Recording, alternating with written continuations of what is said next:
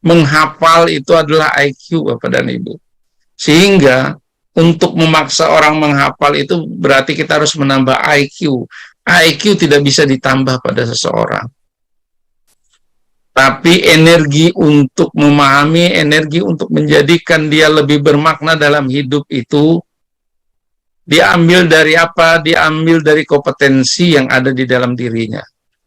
Jadi Bapak dan Ibu, dari video tadi kita melihat bagaimana seorang coach itu memberdayakan Bapak dan Ibu. Pada saat pelatihan pertama, seluruh peserta itu semua tidak mampu. Hanya beberapa langkah bisa. Tetapi seorang yang dianggap berpengaruh di satu tim itu dikuatkan dan dijadikan sebagai contoh bahwa jika dia bisa, maka orang lain mengatakan bahwa dirinya juga bisa. Jadi pada saat setiap pembelajaran kita harus mencari siapa yang bisa menjadi pemimpin di dalam belajar yang kita berikan. Sehingga anggaplah kita jadikan orang itu bukan orang yang paling memiliki IQ tinggi, tetapi dia bisa menampilkan kualitas dirinya di dalam kompetensi yang akan kita sampaikan pada hari itu. Bapak Ibu yang saya hormati, saya contohkan ya. Ini adalah capaian pembelajaran, ini yang di SD saya contohkan, berarti nanti SMP dan jika ada yang SMA melihat ini, maka Bapak dan Ibu merasakan bahwa capaian pembelajaran itu adalah kompetensi, bukan menambah IQ. Perhatikan baik-baik.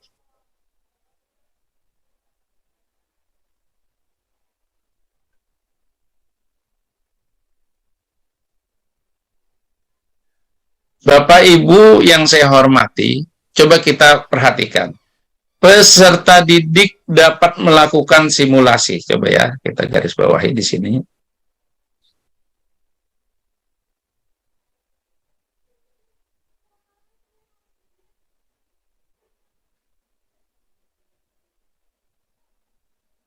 Berarti pada hari itu kita ingin sekali siswa dapat melakukan simulasi dengan menggunakan apa yang digunakan gambar, bagan, alat media sederhana dengan sistem organ tubuh manusia. Yang akan disampaikan materinya adalah sistem pernapasan dan pencernaan.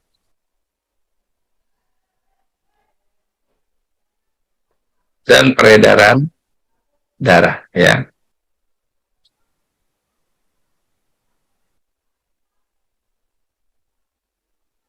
Sekarang begitu seorang guru melakukan simulasi, berarti ini kan yang dituju adalah peserta didik yang melakukan simulasi, bukan guru. Bapak dan Ibu paham ya? Di sini seorang guru berlaku sebagai coach, bagaimana siswa didiknya tadi atau yang dilatihnya tadi bisa melakukan simulasi. Yang digunakan itu alat berupa gambar, bagan atau media sederhana. Dia ingin siswanya bisa melakukan simulasi sistem pernapasan, pencernaan dan peredaran darah. Yang selama ini Bapak dan Ibu, kita mengajarkan sistem pernapasan itu mengenal dari alat pernapasannya, baru nanti kita berbicara sistem pernapasannya. Begitu juga pada pencernaan dan peredaran darah. Jadi kita menyampaikan materi yang sesungguhnya bisa dibaca siswa. Ya. Misalnya alat pernapasan dari mulai masuk hidung sampai ke paru-paru. Ya, di mana ada di situ ada bronkus, ada bronchiolus, ya, dan ada alveolus. Ya. Itu yang kita jelaskan, itu juga yang kita sampaikan bagaimana sistem pernapasan sehingga terjadi diskusi osmosis antara O2 dan CO2 di dalam alveolus. Di mana di alveolus itu ada pembuluh-pembuluh darah, sehingga dengan perbedaan tekanan terjadilah diskusi osmosis antara oksigen dan CO2. Itu yang kita jelaskan. Kalau kita yang menjelaskan, sehingga anak itu mencoba menghafalkan materi yang sudah kita jelaskan. Yang kedua, siswa merasa kedudukannya lebih tidak pandai daripada gurunya, atau dia merasa saya tidak memiliki kekuatan sama dengan gurunya. Tapi Bapak dan Ibu, jika siswa disuruh melakukan simulasi, misalnya dengan sistem pernapasan, coba kalian lihat video sistem pernapasan, coba kalian pelajari, besok kalian melakukan simulasi. Guru di depan kelas pada satu saat anak melakukan simulasi, dia mendudukkan peserta didik ini yang bagaimana? Kalau dia tidak bisa berbicara, bagaimana dia melakukannya? Kalau dia terlalu pandai bicara, kadang bisa berbicara menggagalkan simulasi sesuai dengan tujuannya, maka guru juga menentukan bagaimana caranya. Sehingga Bapak dan Ibu, seperti yang kita contohkan tadi, mungkin bisa kita ambil salah seorang peserta yang tidak begitu pandai, tapi kita suruh dia melakukan simulasi, tetapi kita memotivasi mereka sampai dia bisa melakukan simulasi. Saya tidak mengerti sistem pernapasan, Pak. Apa yang kamu miliki dari tubuhmu yang kamu gunakan untuk bernapas? Ayo sebutkan. Apa saja yang kamu bisa? Buka bukumu, coba tunjukkan dan sampaikan ke teman-temanmu, kamu bisa, dan kamu bisa menunjukkan bahwa apa-apa yang di dalam tubuh kamu itu memiliki manfaat. Tunjukkan kamu bisa. Itu seorang guru. Dia tidak menggurui, tapi dia bagaimana memimpin pembelajaran itu agar siswanya bisa memiliki kompetensi melakukan simulasi. Bapak dan Ibu yang saya hormati, pada waktu kita menilai anak nanti adalah menilai kemampuan simulasinya. Andai dia lemah, berarti kita belum kuat untuk memberikan pelatihan atau coaching yang kuat kepada anak yang melakukan simulasi tadi. Maka PR kita, jika satu hari dia tidak bisa selesai, maka kita harus menuntaskan bagaimana dia bisa melakukan simulasi yang benar pada gambar atau bagan atau alat atau media. Jadi perbedaannya sangat jauh ya Bapak dan Ibu antara seorang coach atau antara melatih di dalam mendidik atau mengajar di dalam mendidik. Jadi inilah paradigma baru dalam proses pembelajarannya. Saya kira untuk guru-guru penggerak, saya kira ini sudah hatam harusnya. Ya. Jadi nanti waktu teman-teman guru penggerak berbagi praktik, yang dibagi praktik itu sebagai coachnya. Kita sudah memahami bagaimana berdiferensiasi. Jika anak itu kita latih, pasti dia berdiferensiasi. Karena kita ingin melihat satu anak itu satu kompetensi atau keterampilan melakukan simulasi. Jadi Bapak dan Ibu, gunakanlah kemampuannya untuk membangun kompetensinya. Saya tidak lagi mengatakan bahwa kita sedang mendidik anak dengan IQ-nya, bukan. IQ itu memang penting, ada standarnya. Semua siswa kita normal. Berarti dia bisa menggunakan kemampuan ingatnya sesuai dengan kemampuan IQ-nya, dibantu dengan catatan yang dipegangnya. Bapak dan Ibu penyiar TV itu banyak hal dia tidak hafal, dia justru menjelaskan sesuatu dengan ada yang dipegang di tangannya, atau dia di depannya ada screen yang besar yang bisa dibaca untuk menolong dia menyampaikan apa-apa yang harus disampaikan. Mengapa kita ukur anak kita menyebutkan alat-alat pencernaan makanan? Mengapa kita didik mereka untuk menyebutkan apa fungsi alveolus? Mengapa kita menyuruh anak mendeskripsikan bagaimana oksigen masuk dan CO2 keluar? Sementara kita tidak pernah melatih untuk mereka memiliki kemampuan mensimulasikan ini, Bapak dan Ibu. Jika siswa bisa melakukan simulasi, maka tumbuh kompetensi simulasinya, maka pada saat dia hidup di masa depannya, maka kemampuan inilah yang bermanfaat untuk masa depannya, Bapak dan Ibu. Konten bisa berubah, tapi kompetensi tidak berubah. Konten bisa mengikuti perkembangan zaman, tetapi kompetensi simulasi ini bisa mengisi hidupnya dengan konten seperti apapun. Nah, ini Bapak dan Ibu yang perlu kita cermati bersama tentang bagaimana menjadi coach tadi. Gunakanlah bahasa-bahasa sederhana, gunakanlah bahasa-bahasa yang sifatnya bisa membangun kemampuan kompetensinya, karena sesungguhnya yang mengukir pada diri anak nanti adalah bukan banyaknya materi yang dihafalnya, karena insya Allah 10 tahun kemudian materi-materi pelajaran yang diajarkan sekarang mungkin bisa berubah. Ajarkanlah dia kompetensi hidupnya. Bapak dan Ibu, ini perubahan paradigma yang kuat. Karenanya di kurikulum Merdeka ini, bagaimana guru bisa membuat tujuan-tujuan pembelajarannya, dan di mana tujuan itu diambil dari capaian pembelajaran, dan tujuan pembelajaran itu harus dihubungkan dengan apa? Dengan visi misinya. Benar enggak melakukan simulasi ini mencapai visi misinya? Sehingga tujuan pembelajaran itu dibuat oleh guru dan sangat fleksibel. Kalau di fase C ini berarti kelas 5 dan kelas 6. Mau ditaruh di kelas 5 atau di kelas 6, itu gurunya dimerdekakan untuk menentukan apakah di kelas 5 atau di kelas 6.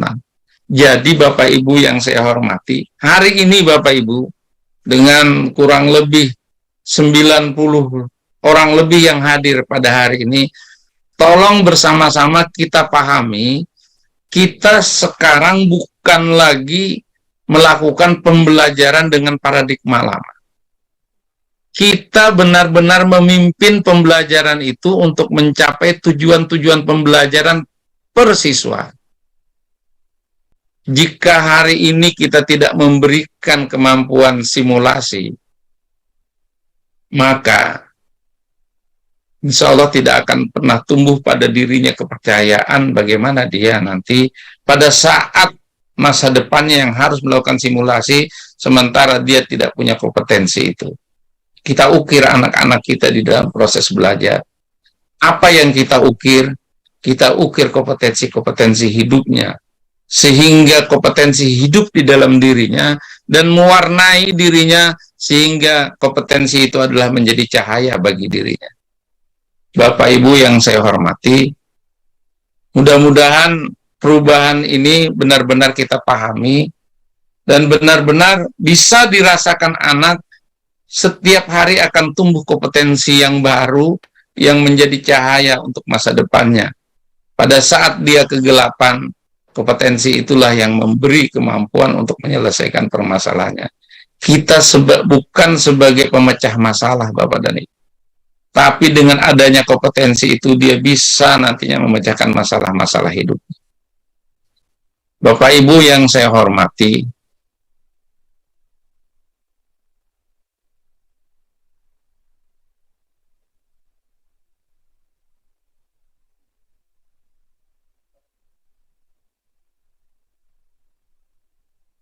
tiga jantung ilmu, yaitu sinergi antara jantung ilmu itu antara keorangtuaan, keguruan, dan kepemimpinan. Jadi Bapak Ibu yang saya hormati,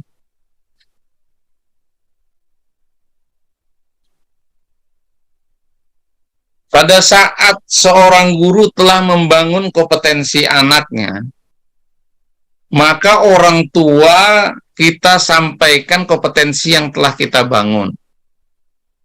Dengan demikian, maka kompetensi itu akan terpelihara pada diri anak. Dan seorang kepala sekolah itu memimpin bagaimana membangun kompetensi. Jadi dia memperhatikan anak, bukan mensupervisi gurunya terkait dengan kelengkapan bahan ajarnya, itu sudah tanggung jawab guru. Tetapi lihat siswanya, Bapak dan Ibu. Sudah terbentuk tidak kompetensi yang sudah dirancang oleh gurunya. Sehingga dia memimpin pencapaian kompetensi pada anaknya. Dia melihat kemajuan kompetensi pada anak didiknya. Bapak dan Ibu, selanjutnya hasil dari perolehan kompetensi itu kita komunikasikan dengan orang tua, sehingga setiap kita membentuk, orang tua akan memeliharanya. Karena jumlah jam tatap muka kita dengan orang tua lebih banyak orang tua. Jadi Bapak dan Ibu, ajaklah orang tua bukan untuk menjelaskan bagaimana sistem pencernaan makanan, tapi ajaklah orang tua untuk menjaga kompetensi yang sudah kita tumbuhkan tadi. Sehingga keorangtuaan, keguruan, dan kepemimpinan ada menjadi satu kesatuan pemelihara keilmuan yang ada di dalam diri anak. Itu yang disebut dengan tiga jantung ilmu, Bapak dan Ibu. Jika ketiganya ini terpisah, guru membentuk kompetensi, sedangkan kepala sekolah memikirkan bangunan-bangunan sekolahnya tanpa melihat kompetensi yang sedang dibangun oleh gurunya, dan orang tua hanya sibuk dengan pekerjaannya, tidak sibuk melihat kemajuan anaknya. Investasi terbesar kalau orang mengatakan adalah pada anak. Karena apa? Anak itu ada investasi sampai akhirat. Orang tua boleh masuk surga, tapi pada saat anaknya ditanya mengapa tidak sholat, dia katakan, saya tidak pernah diajar oleh orang tua saya sholat, maka orang tuanya masuk neraka. Jadi orang tua kita sampaikan apa-apa yang sudah kita bentuk, Bapak dan Ibu. Pada saat orang tua datang, bukan kita sampaikan materi mana dia tidak bisa, tapi kompetensi mana yang dia masih dikuatkan. Apa yang sudah kita bentuk dijaga oleh orang tua, sehingga pada saat guru menambahkan kompetensi tadi, tidak terkurangi dari apa yang sudah kita berikan. Begitu juga kepemimpinan. Makanya orang tua, guru, dan pemimpin menyampaikan anak itu sampai mampu menjalankan trifungsinya itu di dalam dirinya. Bagaimana menempatkan anak sebagai sahabat menjadi alternatif masa kini dalam mendampingi mereka, sehingga orang tua, guru mampu memberdayakan dan mengoptimalkan potensi anak-anak didik kita. Bapak Ibu yang saya hormati, terima kasih atas perhatian Bapak Ibu semua. Ini itu yang dapat saya sampaikan, bahwa paradigma baru pembelajaran kita, saya ingatkan kembali, paradigma baru pembelajaran kita bukan mendudukan kita sebagai orang yang paling pintar di dalam kelas. Tapi kita dampingilah dia dengan ilmu kita untuk mencapai kompetensi keilmuannya. Bapak dan Ibu, sekali lagi, kita bukan mengajarkan materi, bukan mengejar materi, tapi yang kita kejar adalah kompetensi pada diri anak kita. Bapak dan Ibu, selamat berjuang, selamat menjadi coach yang terbaik. Semoga di dalam hati anak tumbuh cahaya-cahaya yang bisa menerangi dia untuk menempuh perjalanan yang penuh kelam di masa depannya. Bapak dan Ibu, setiap manusia pasti akan mendapatkan cobaan. Karena kata Allah, janganlah engkau mengaku beriman sebelum kucoba. Artinya, tidak ada manusia yang lepas dari cobaan. Karenanya Bapak dan Ibu, marilah kita isi mereka dengan cahaya-cahaya yang kuat, sehingga cahaya-cahaya itu nanti dapat menuntun mereka dalam mengarungi hidup dan menjadi orang kuat di dalam cobaan-cobaannya. Sehingga dia beriman, dia dikatakan beriman karena mampu menghadapi cobaan tersebut. Bapak Ibu yang saya hormati dan saya banggakan, sekali lagi selamat menjadi coach yang terbaik. Mulai hari ini, mari kita bersama-sama untuk berubah mencapai kebaikan-kebaikan yang akan kita tujukan pada siswa-siswa kita.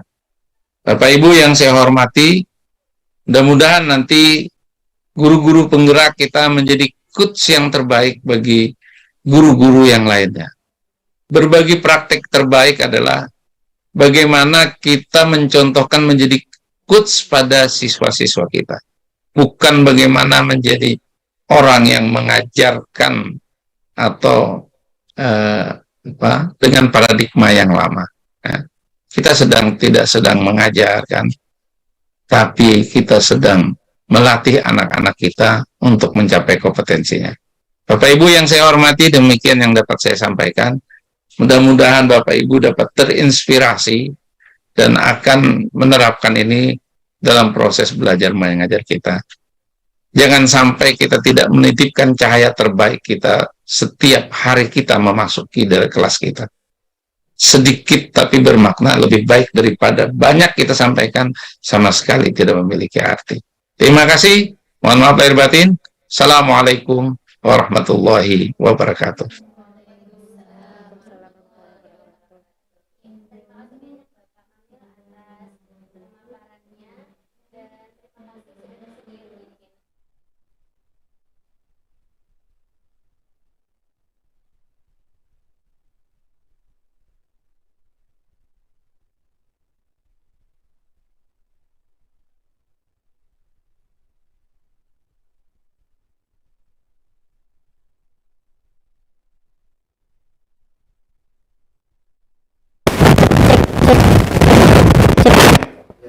Iya, ya terima kasih kepada Bapak Kepala BGP Provinsi Kalimantan Selatan yang sudah bersedia berhadir dan memberikan pemaparannya terkait dengan Merdeka Belajar dan bersedia menjadi keynote speaker pada pagi hari ini. Dan kami mintakan kepada seluruh peserta untuk membuka videonya. Kita foto bersama dulu bersama Kepala BGP dan PLT Kepala Dinas Pendidikan.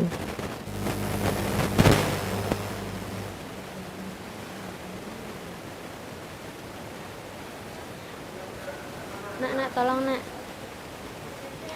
Oke, siap Ustadz Ustazah. Di sini ada 4 sesi ya, tapi yang buka kameranya baru 1 sesi. Jadi diberitahukan kepada seluruh peserta yang ada di Zoom ini untuk segera membuka kameranya. Terima kasih.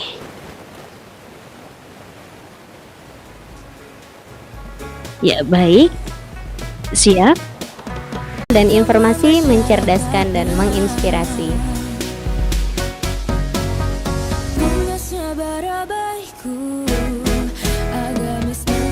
Sejahtera dan bermartabat, jagalah barabaiku, gunung halau-halauan meratus kita.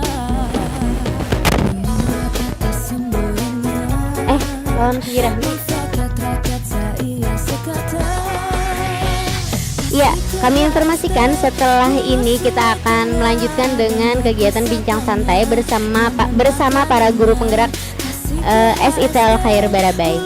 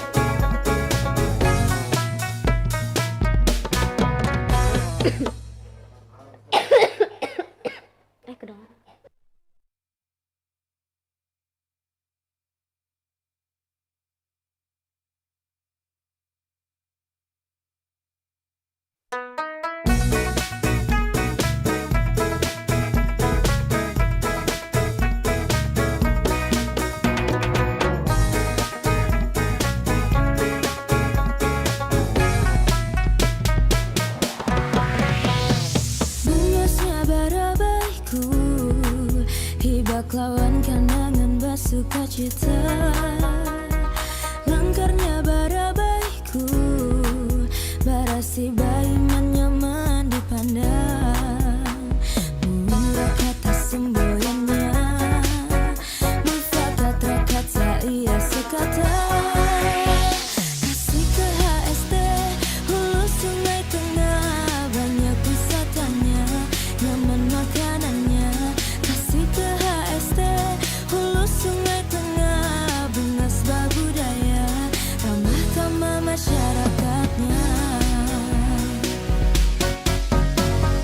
Bungasnya bara baikku, agamis mandiri sejahtera dan bermartabat.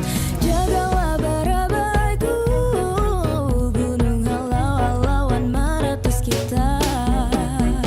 Mula kata semboyannya, mufakat rakyat saya sekata. Kasih ke HST, hulu sungai tengah, banyak wisatanya, nyaman makanannya. Kasih ke HST, hulu sungai tengah, bunga sebab budaya, ramah tamah masyarakatnya.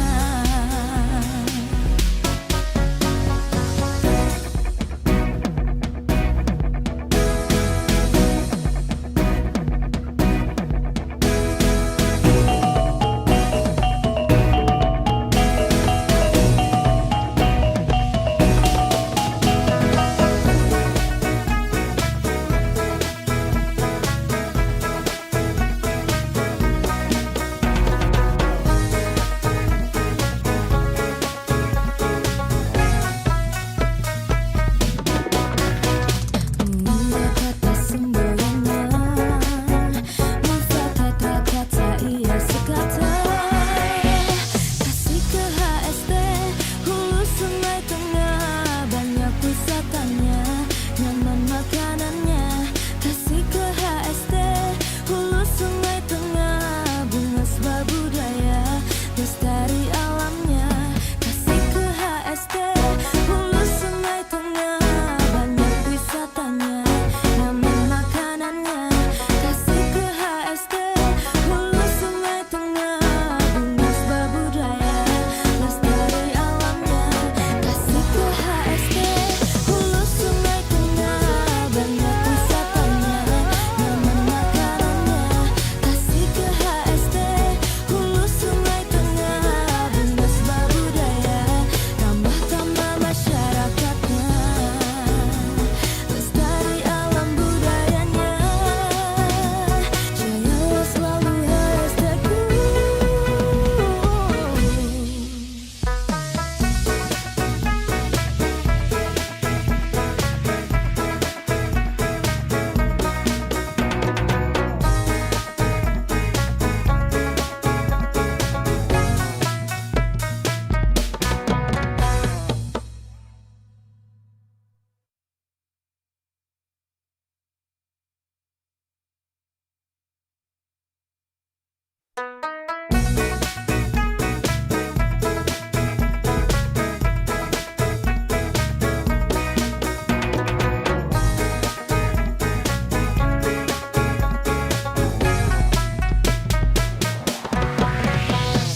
Bungasnya bara baikku, hibak lawan kanangan basuka cita.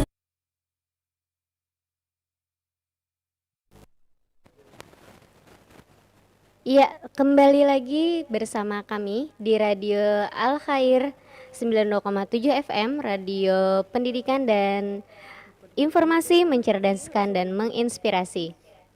Ya, langsung saja kita mulai bincang santai kita pada hari ini yang dimulai dari Kepala Sekolah SMP Al Khair Barabai.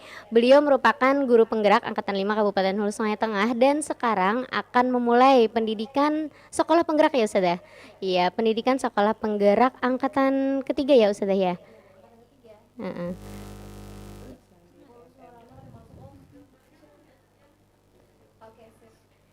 Iya, nah kali ini kita akan membahas tentang Merdeka Belajar, Ustazah. Nah, bagaimana saja nih cara kita mengenali diri sebagai seorang pendidik, kemudian juga apa saja nih peran-peran kita sebagai seorang pendidik, bisa dipaparkan Ustazah?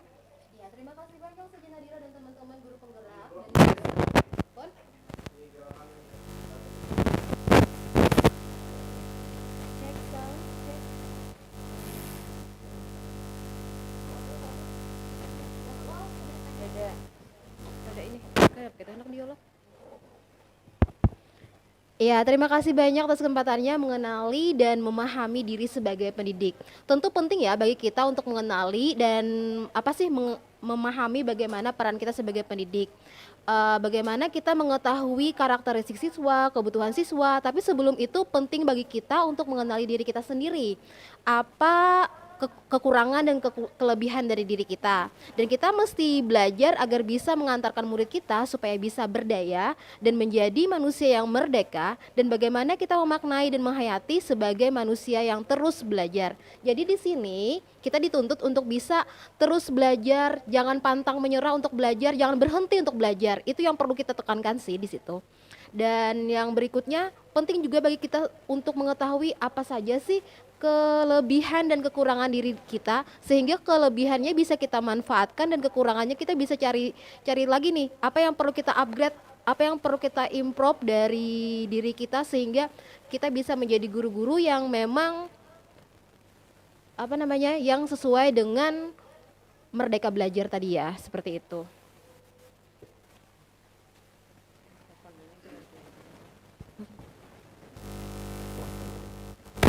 Mana nih Ustazah?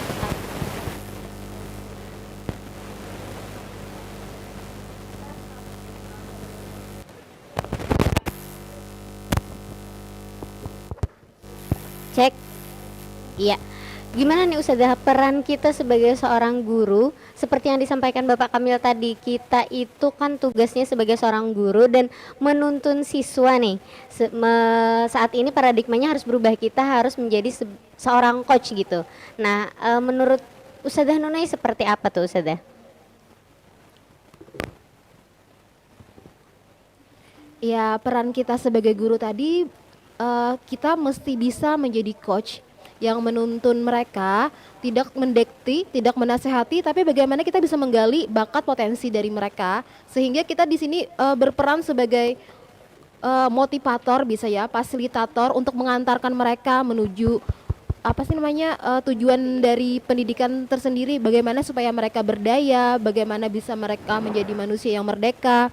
Dan ini sebagai peran guru kita tidak bisa dipungkiri, sebenarnya kita memegang peranan yang penting juga ya. Kita mesti merefleksi peran kita selama ini, apakah kita sudah bisa mengantarkan mereka menemukan siapa diri mereka, mengantarkan mereka menuju mimpi dan cita-cita mereka, dan seperti apa sih kita membentuk masyarakat budaya pada masa depan. Jadi di sini penting banget kita sebagai guru menjadi coach bagi mereka untuk mengantarkan mereka sehingga mereka bisa tumbuh besar dan menjadi manusia-manusia yang berdaya dan juga merdeka, seperti itu. Mencapai potensi mereka masing-masing ya Ustazah ya? Ya. Ya, kalau ini ada sedikit pertanyaan nih Ustazah. Ingin jadi guru seperti apa nanti? Misalnya saya nih kan masih ingin belajar lagi, kita tadi kan ingin bertumbuh lagi. Nah, ingin seperti apa nih nanti peran saya sebagai seorang guru ketika kita kan menghadapi paradigma yang berbeda nih. Kan saat ini kita paradigmanya sudah harus menjadi seorang penuntun, bukan lagi kita yang harus lebih pintar dari siswa kita. Nah, kira-kira tipsnya seperti apa nih Ustazah? Oh, tips dan trik ya, seperti apa untuk menghadapi dan seperti apa sih kita ke depannya. Yang penting di sini kita memproyeksikan menjadi guru seperti apa yang kita di masa depan. Jadi kita refleksi lagi nih, apakah kita sudah membekali siswa-siswa kita untuk kedepannya seperti apa? Sudahkah kita menjadi guru yang menyenangkan? Sudahkah kita menjadi guru yang dirindukan oleh siswa? Sudahkah kita melakukan hal-hal yang membuat mereka jauh lebih baik kedepannya, seperti itu. Jadi tipsnya tadi menciptakan pembelajaran yang menyenangkan, menciptakan pembelajaran yang berdiferensiasi, menciptakan pembelajaran yang berpihak kepada siswa.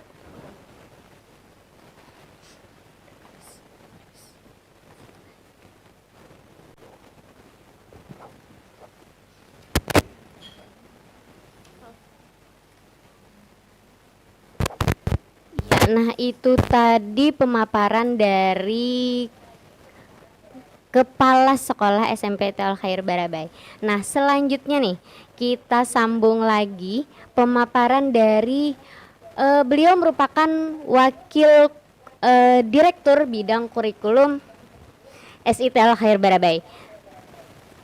Nah, di sini kira-kira menurut Ustazah Rahmi nih, menurut Ustazah Rahmi bagaimana cara kita mendidik dan mengajar siswa di era seperti ini, di mana para siswa kan sudah zamannya sudah berubah nih Ustazah, tidak seperti zaman kita dulu lagi. Saat ini kan mereka bisa cari materi di mana saja, di Google dan sebagainya. Nah, pemaparan dari Ustazah Rahmi terkait itu tadi, bagaimana korelasinya dengan Merdeka Belajar. Ya, silakan Ustazah.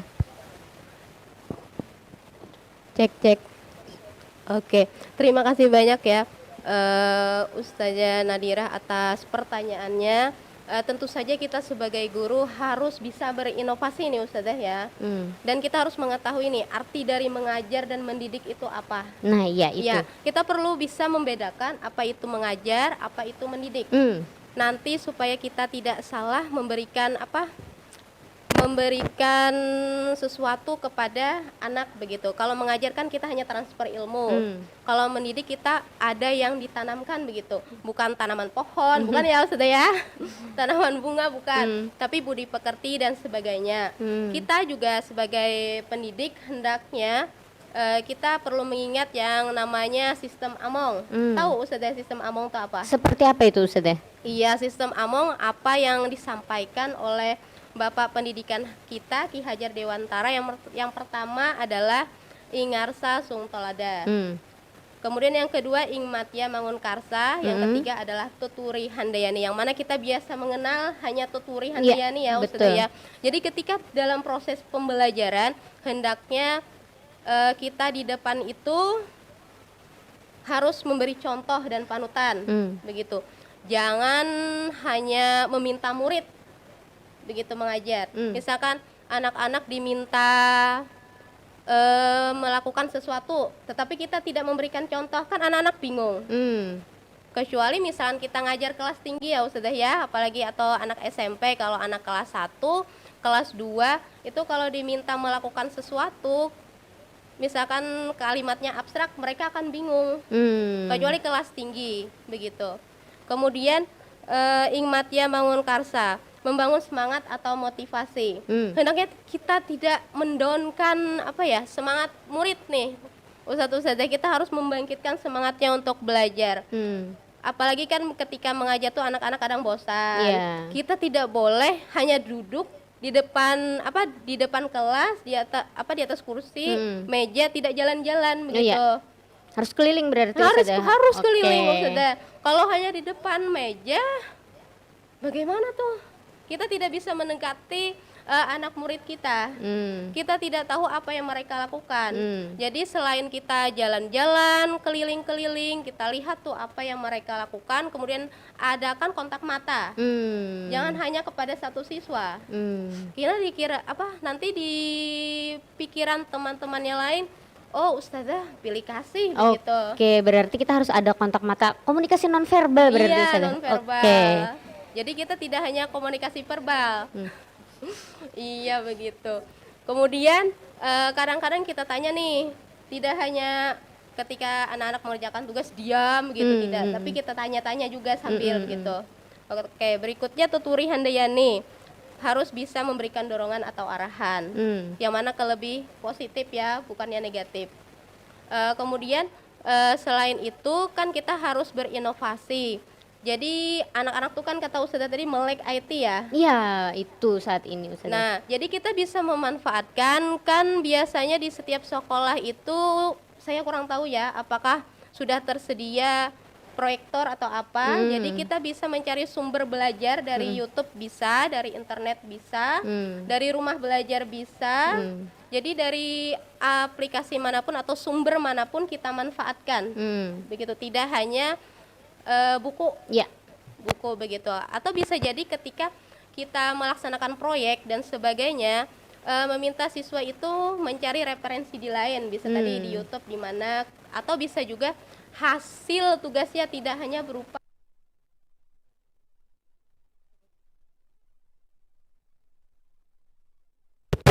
kalau anak itu suka apa mendengar itu apa sudah audio Audio, ya, audio. Auditori. Kemudian ketika anak apa kinestetik dan visual bisa bikin video dan sebagainya begitu supaya minatnya pun tersalurkan. Kalau hanya tulisan kan biasanya ada beberapa anak yang memang kurang suka begitu untuk menulis, jadi bisa diragamkan tuh. Oke, berarti ini nanti masuk ke ranah pembelajaran berdiferensiasi, Ustazah. Iya betul sekali. Oke, jadi sesuai dengan kemampuan atau kompetensi anaknya masing-masing. Jadi anaknya kompetensinya apa, nanti disalurkan ke situ. Seperti itu ya, Ustazah ya? Iya betul sekali. Nah itu tadi kita harus bisa membedakan mana mendidik dan mengajar. Kita harus dapat berinovasi terus-menerus, jangan hanya stuck di sini.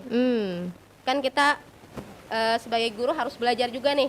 Jangan hanya menuntut si murid untuk belajar. Iya. Kita juga belajar, kita juga berubah, kita harus mengupgrade diri kita sendiri. Begitu Ustazah. Oke. Ada lagi, Ustazah? Sudah cukup. Nanti akan disambung oleh teman-teman yang lain yang mana pembahasannya kan ada penanaman karakter dan sebagainya. Begitu Ustazah. Iya, itu tadi pemaparan dari Wakadir kurikulum kita. Nah, selanjutnya nih. Oke, kita lanjutkan lagi kepada Ustazah Aisyah. Beliau merupakan wakil kepala sekolah bidang kurikulum SD itu Al Khair Barabayana. Beliau juga merupakan guru penggerak angkatan 5 Kabupaten Hulu Sungai Tengah. Terkait ini mungkin saya mau tanya-tanya nih Ustazah. Kan tadi sudah terkait pendidikan, bagaimana kita mendidik anak, terus apa bedanya antara mendidik dengan mengajar. Nah sekarang gimana nih Ustazah cara mendampingi murid? Tadi kan kata Ustazah Rahmi ada kita itu tidak hanya duduk saja tapi juga harus berkeliling. Nah saya ini kepikiran ke mendampingi murid nih Ustazah, bagaimana cara kita mendampingi murid secara utuh dan menyeluruh nih, bukan hanya sekedar memberikan informasi atau mentransfer ilmu namun juga secara keseluruhan. Ya silakan Ustazah. Iya, tes. Ya. Yang pertama-tama terima kasih dulu atas kesempatan dan waktunya Ustazah Nadira mengenai tentang mendampingi murid dengan utuh dan menyeluruh ini nanti kaitannya dengan sesuai dengan pernyataan Ki Hajar Dewantara itu ada yang namanya istilah dengan kodrat keadaan. Nah, di mana kodrat keadaan ini berhubungan dengan kodrat alam dan kodrat zaman. Mungkin bagi teman-teman sudah sering mendengarkan kata-kata istilah kodrat alam dan kodrat zaman ini Ustazah. Nah menurut Ki Hajar Dewantara sendiri bahwa segala perubahan yang terjadi pada murid itu dihubungkan dengan kodrat keadaan yang terdiri dari tadi baik sesuai dengan kodrat alam maupun kodrat zaman tadi. Nah tentang berbicara mengenai kodrat yang pertama dulu tentang kodrat alam. Nah kalau kodrat alam ini Ustazah itu merupakan bagian dasar pendidikan murid yang berkaitan dengan sifat dan bentuk lingkungan di mana murid berada. Nah, iya. Jadi kan misalnya kalau kita seperti di mana ya di Barabai ini ya, kita sesuaikan dengan lingkungan kita. Misalnya ada murid yang tinggal di pegunungan, atau ada yang tinggal di perkotaan, atau misalnya tinggal di pesisir. Jadi ketika kita melakukan kegiatan pembelajaran kita sesuaikan dengan kodrat alam di mana para siswa kita tinggal itu Ustazah. Nah, misalnya seperti apa ya? Kalau misalnya tentang pelajaran tentang pelestarian lingkungan, sedangkan kita misalnya tinggal di pedesaan. Kalau kita misalnya mengajarkan tentang melestarikan terumbu karang kan kayaknya kurang tepat tuh saja. Kan anak-anaknya tinggal di pegunungan misalnya di pedesaan seperti itu. Nah bisa saja kan kita sesuaikan dengan kontekstualnya, dengan konteksnya. Misalnya cara merawat tanaman karet misalnya kan di sana kan kalau di pegunungan banyak tuh tanaman karet. Nah kalau tentang informasi laut tadi bisa saja cuma sebagai bahan informasi saja. Jadi kita lebih yang bermanfaat bagi siswa bisa kita tekankan untuk yang tadi masalah sesuai dengan lingkungannya tadi. Iya, jadi lebih bermakna ya Ustazah. Iya lebih bermakna dan bermanfaat untuk masa depannya nanti seperti itu saja.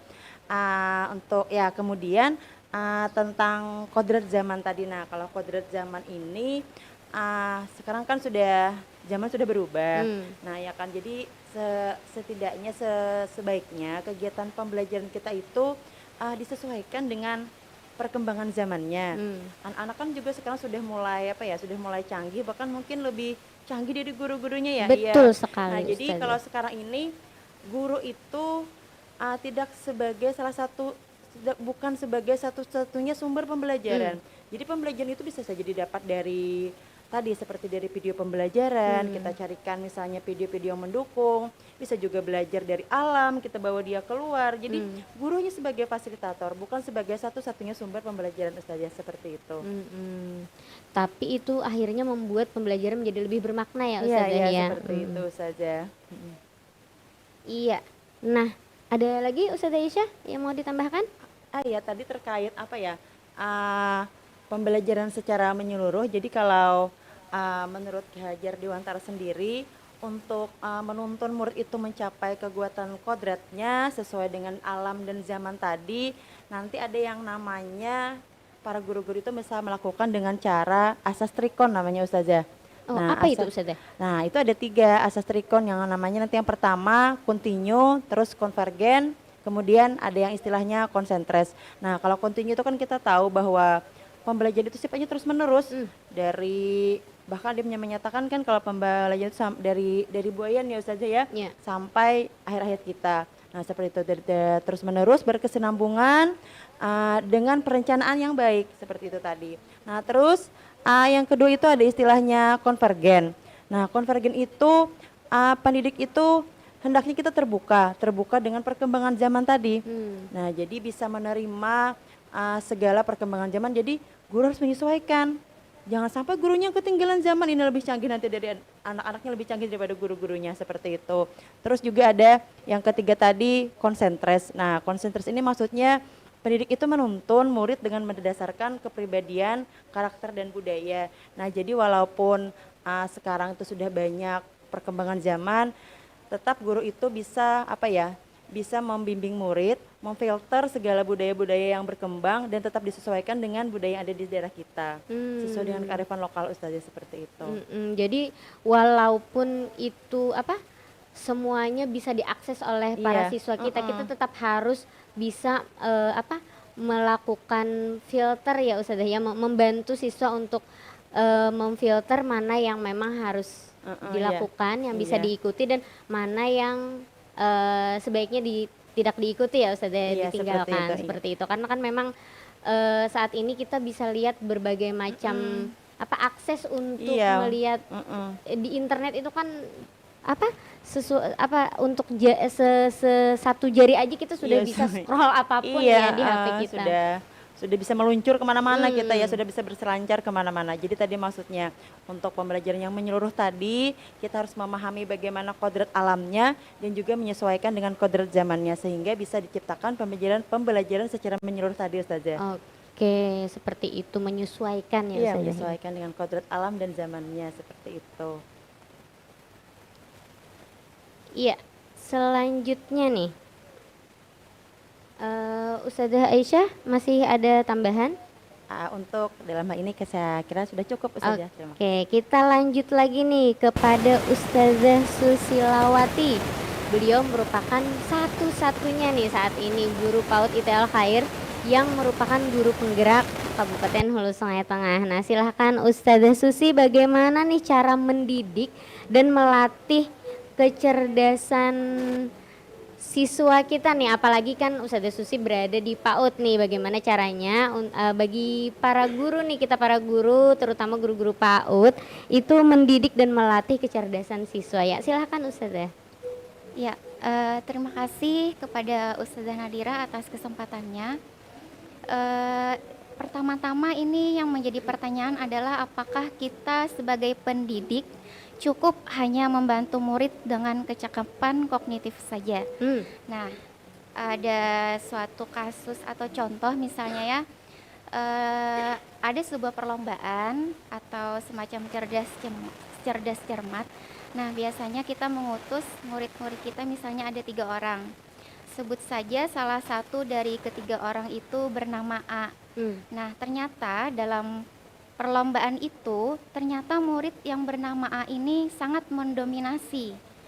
Misalnya ada sebuah pertanyaan gitu, murid yang bernama A ini selalu ingin nomor 1 dalam menjawab pertanyaan. Kesannya terburu-buru dan sampai mengabaikan sesi diskusi dengan 2 orang temannya yang lain. Nah, akhirnya selesai perlombaan maka mereka dikatakan kalah gitu. Lalu ibu guru itu konfirmasi ya kepada ketiga murid tersebut dan bertanya apa yang sedang terjadi. Nah, ternyata murid yang bernama A ini menjawab dengan menyalahkan 2 orang temannya. Bagaimana mereka bisa menjawab pertanyaan gitu, sedangkan dengan pertanyaan saja mereka tidak mengerti. Nah, jadi mengkambing hitamkan temannya. Dan Bu Guru juga bertanya, sedangkan ada waktu untuk diskusi, mengapa tidak dilakukan diskusi? Nah, jadi murid yang bernama A ini kesannya dia merasa sok gitu ya, merasa paling gitu, paling pintar, paling bisa, yang mendominasi 2 orang temannya, 2 orang teman yang lainnya.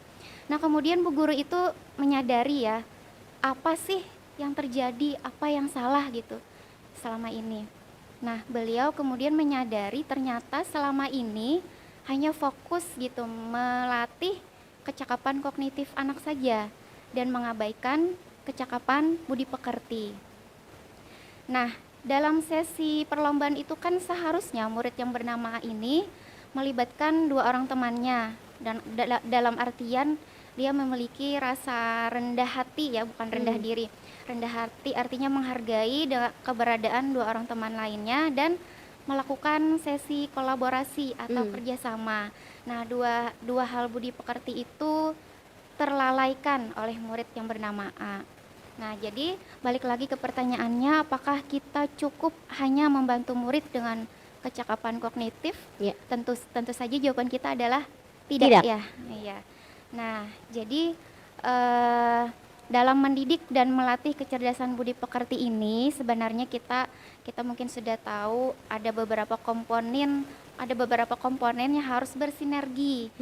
Komponen yang paling utama, komponen yang pertama itu adalah komponen keluarga ya. Ya, jadi keluarga adalah tempat yang pertama dan utama untuk mendidik dan melatih kecerdasan budi pekerti ini. Nah, kemudian apa sih peran kita sebagai pendidik di sekolah? Nah, sesuai dengan apa yang disampaikan Pak Kamil tadi, seorang pendidik itu bisa dikatakan sebagai seorang coach ya. Iya, sebagai seorang coach artinya kita harus memberikan tuntunan kepada murid. Tuntunan itu dalam artian kita memberikan pengetahuan, memberikan motivasi, sehingga murid itu bisa menyimpulkan bagaimana mereka harus berperilaku. Nah, kemudian seperti yang disampaikan Pak Kamil tadi juga bahwa seorang pendidik juga harus merdeka dalam artian bagaimana kita akan menyampaikan pengetahuan ataupun kecakapan budi pekerti apabila kita sendiri tidak melakukannya. Jadi balik lagi kita harus memulai dengan keteladanan kita sendiri. Jadi guru yang merdeka artinya guru yang juga harus mencerminkan keteladanan bagi murid. Nah, kalau di PAUD itu ya Ustazah, di awal-awal itu kan anak-anak masih terbiasa makan, minum sambil berjalan, tangan kiri gitu, tidak baca doa. Nah, kita harus berulang-ulang setiap hari mengajarkan bagaimana adab makan. Jadi otomatis kita harus memberikan tuntunan dan teladan. Tuntunan itu seperti menjelaskan apa sih pentingnya makan dan minum sesuai dengan adab Rasul gitu. Tentunya kita menjelaskan bahwa itu akan mendapatkan pahala dari Allah, akan menjadi tabungan pahala yang banyak sehingga nanti pintu surga akan terbuka lebar. Nah, gitu kan untuk anak-anak PAUD termotivasi dengan cerita-cerita seperti itu. Dan harapannya nanti mereka akan sadar dengan sendirinya menerapkan adab-adab makan dan minum tersebut. Dan tentunya kita sebagai seorang pendidik pun harus memberikan teladan. Kita harus sadar diri. Kadang kan kita sibuk ini minum mungkin tidak sadar pakai tangan kiri atau sambil berdiri. Nah, jadi kita guru merdeka itu guru yang harus memulai segala pengetahuan, segala kecakapan dari diri kita sendiri dengan memberikan teladan seperti itu. Iya, jadi 2 poin yang utama itu adalah tuntunan dan teladan. Dan komponen yang harus terlibat itu komponen keluarga, sekolah, dan tentunya masyarakat harus turut bersinergi untuk melatih dan mendidik kecakapan budi pekerti murid. Itu Iya. Ustazah. Harus adanya kolaborasi ya Ustazah Iya. ya, antara sekolah, keluarga juga masyarakat. Iya. Dan pastinya kita pun harus menjadi seorang teladan seperti yang disampaikan Ustazah Rahmi tadi ya. Iya, betul. Ingarso sung tulodo. Jadi kita ketika di depan kita harus memberikan teladan kepada seluruh siswa kita. Iya. Iya, betul sekali Ustazah. Nah, selanjutnya nih kita ke mana ya? Ke Ustazah Jumi sama Ustazah Ita nih, Ustazah Rustalina dan Ustazah Jumiati.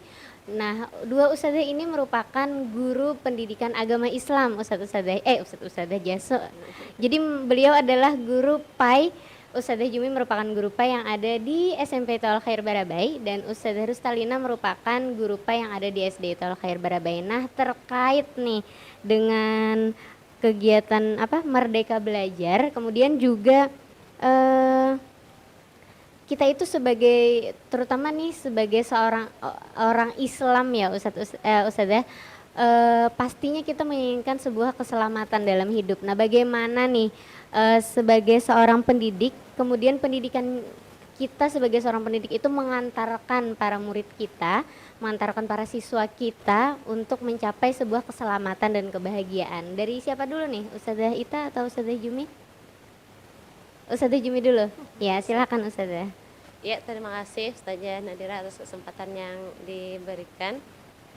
Terkait tadi bagaimana dalam Islam ya, pandangan Islam terkait pendidikan kita untuk mengantarkan keselamatan dan kebahagiaan. Saya rasa dari paparan yang disampaikan oleh kawan-kawan, mulai dari peran dan nilai guru penggerak, kemudian seperti apa sistem AMONG, bagaimana kita mengakomodir kodrat zaman dan kodrat alam yang ada pada anak, itu tujuannya satu, untuk menghantarkan atau untuk menghantarkan pendidikan menuju kepada keselamatan dan kebahagiaan yang ada pada murid tersebut. Jadi pendidikan itu sejatinya memang menghantarkan murid untuk keselamatan dan kebahagiaan. Karena fungsi pendidikan itu untuk mencapai keselamatan dan kebahagiaan itu berdasarkan dari gagasan Ki Hajar Dewantara. Nah, dalam Islam, dalam Quran Surah An-Nisa ayat 9, kita juga diperintahkan bahwa hendaklah kita takut meninggalkan di belakang kita generasi yang lemah, seperti itu. Nah, generasi yang lemah ini kan tidak hanya lemah secara fisik, tetapi bisa juga lemah secara teknologi, kemudian melemah mental, atau kelemahannya bagaimana dalam menghadapi berbagai macam tuntutan dan juga perubahan-perubahan zaman sekarang ini.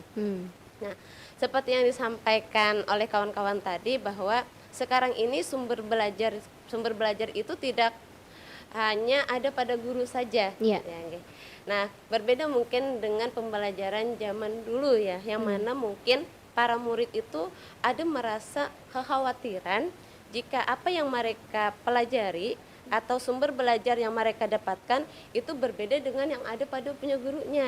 Nah, karena apa? Karena memang pembelajaran zaman dulu atau pendidikan zaman dulu yang mungkin kita rasakan ya, Ustazah, ketika kita menjawab pertanyaan atau menjawab soal matematika misalnya, tapi caranya tidak sama dengan yang ada pada guru.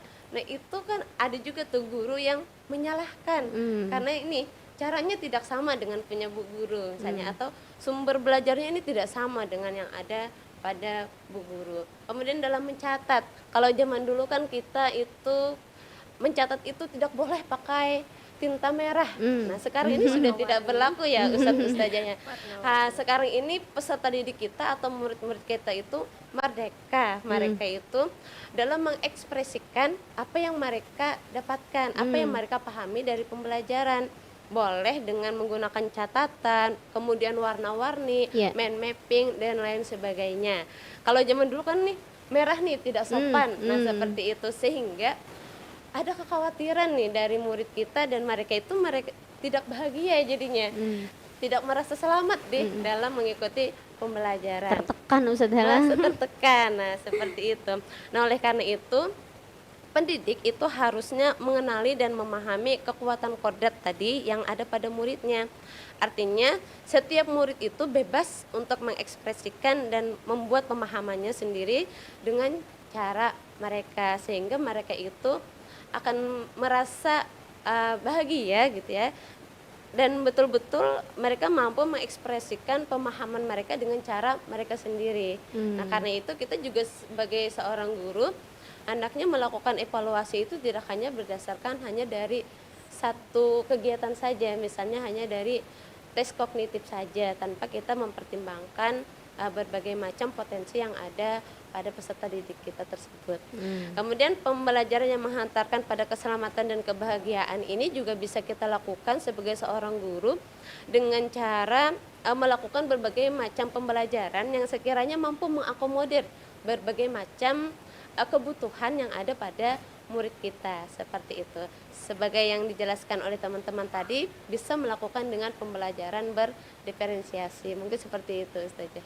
Oke, jadi memang tetap menuju ke keselamatannya ya Ustazah. Ya, jadi segala sesuatu yang dijalani tadi, yang dilakukan oleh guru, nanti tujuannya, titik ujungnya adalah mencapai keselamatan dan kebahagiaan oleh para siswa. Nah, menurut Ustazah Ita gimana nih? Apakah kita perlu sesuatu yang berbeda untuk mencapai keselamatan itu tadi? Iya, terima kasih Ustazah atas kesempatan yang diberikan. Seperti yang sudah mungkin dijelaskan sama teman-teman tadi ya, bahwa dalam suatu proses pembelajaran, kita sebagai guru itu hendaknya menjadi coach gitu ya, bukan lagi sebagai seorang yang dianggap lebih tahu. Nah, jadi dalam sebuah proses pembelajaran kita hendaknya dapat menciptakan sebuah lingkungan pembelajaran yang menyenangkan dan kondusif, Ustazah. Ya, ketika anak-anak menjalani proses pembelajaran yang menyenangkan dan itu mereka menjalaninya dengan bahagia, maka mereka akan dapat menerima pengalaman pembelajaran yang bermakna, dan dari situ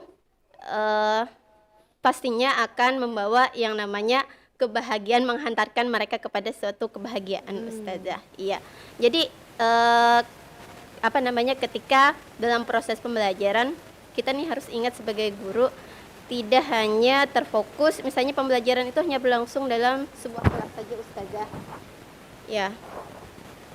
Tetapi bisa kita ciptakan di lingkungan yang benar-benar bisa mendukung kenyamanan untuk anak dalam menerima pembelajaran. Seperti itu bisa di luar, Ustazah ya, merasakan segarnya angin sepoi-sepoi. Biasanya anak-anak senang kan gitu. Nah, jadi ketika anak-anak kita sudah merasa nyaman, senang, maka pasti mereka akan mendapatkan pembelajaran yang bermakna.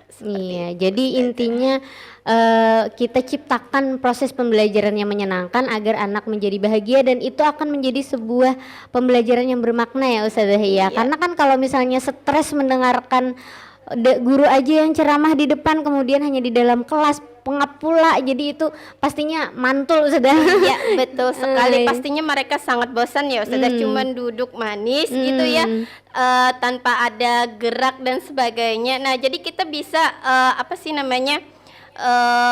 mengganti mungkin cara belajar kita yang dulu ya Ustazah ya, yang hanya duduk manis satu-satu, sekarang bisa dengan kita selengi yang namanya ada ice breaking Ustazah, seperti itu, atau dengan cara tadi belajar kelompok, yang mana di sana tidak hanya membangun kecerdasan kognitifnya aja ya Ustazah, tapi bisa membangun kecerdasan sosial dan emosional di sana. Iya. Nah, bisa juga dengan bermain peran dan sebagainya. begitu, Bagaimana Ustazah. mereka berkolaborasi dengan Iya, teman-temannya ya Ustazah. betul Jadi sekali. kelas yang hiruk pikuk di kelas itu bukan berarti mereka tidak belajar ya Iya, Ustazah. tapi dari sanalah sebenarnya mereka akan proses pembelajaran itu sedang mereka rasakan berlangsung bagi mereka seperti itu Ustazah. Dan kayaknya itu lebih menarik ya Ustazah, lebih menyenangkan bagi para Iya. siswa.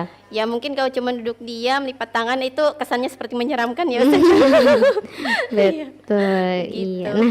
Nah, karena ini sudah tersampaikan dari seluruh ustadz-ustadzah bagaimana itu yang namanya merdeka belajar. Jadi bukan hanya siswanya saja ya yang merdeka, tetapi kita juga sebagai guru itu harusnya juga sudah merdeka dan memberikan teladan yang terbaik untuk anak-anak kita sehingga kita mampu menuntun para siswa kita untuk mencapai kompetensinya masing-masing sehingga mencapai keselamatan dan kebahagiaan itu tadi. Nah, bagi seluruh peserta webinar kita pada hari ini, misalnya ada yang ingin bertanya nih, bisa kita sambung lagi setelah break ini. Jadi setelah ini ada sesi tanya jawab. Silahkan bagi peserta webinar yang ingin bertanya boleh dituliskan di kolom chat atau bisa juga langsung raise hand ya Bapak Ibu ustadz-ustadzah sekalian.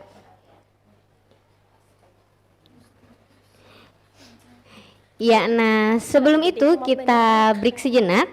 Tetap stay tune di Radio Suara Al Khair 92,7 FM, radio pendidikan dan informasi, mencerdaskan dan menginspirasi.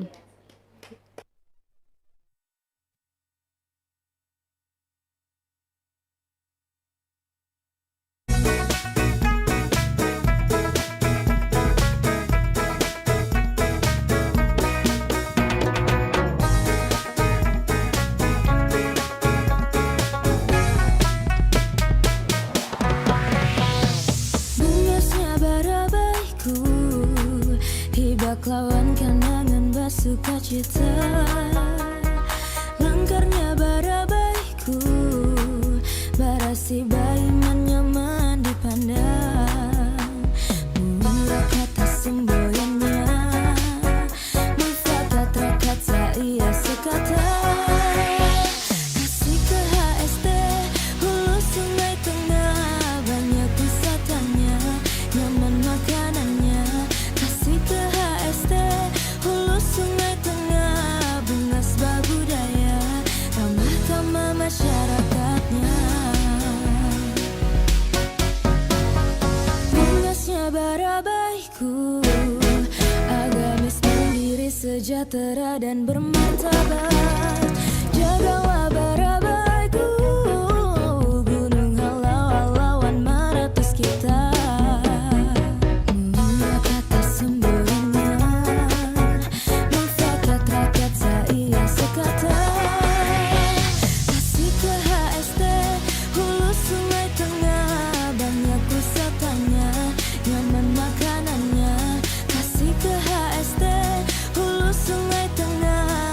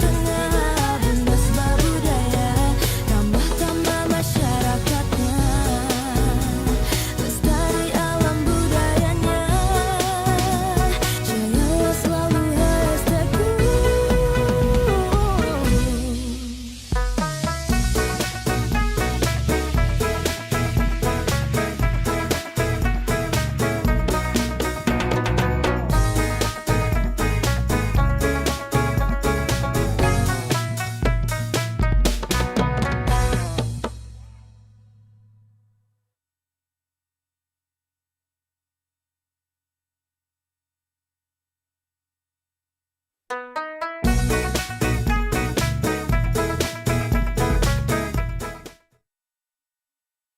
kembali lagi di Radio Suara Al Khair 92,7 FM, Radio Pendidikan dan Informasi, mencerdaskan dan menginspirasi. Nah, kepada Bapak Ibu atau Ustadz-Ustadzah yang ingin bertanya, silahkan ajukan pertanyaan di kolom chat, atau boleh langsung, kalau misalnya mau langsung bertanya bisa raise hand.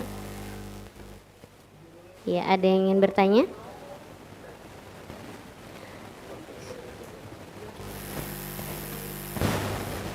Nah, ini ada pertanyaan nih, satu pertanyaan nih Ustadzah. Bagaimana sih pembelajaran yang berpihak pada siswa? Nah, siapa nih yang mau jawab? Ustadzah Nurliani dulu kah? Oke, silakan.